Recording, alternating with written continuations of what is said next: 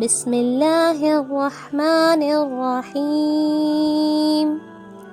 அளவற்ற அருளாளனும் நிகரற்ற அன்புடையோனும் ஆகிய அல்லாஹ்வின் திருப்பெயரால் துவங்குகிறேன். குல் ஹுவல்லாஹு அஹத். கூறுவீராக, அவன் அல்லாஹ் ஏகன். அல்லாஹு ஸமத். அல்லாஹ் எவரிடத்தும் எத்தேவையும் இல்லாதவன், அனைவரும் அவனிடத்தில் தேவையுடையவர்களே.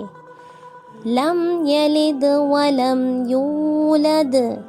அவன் யாருடைய சந்ததியும் இல்லை, அவனுக்கு யாரும் சந்ததி இல்லை.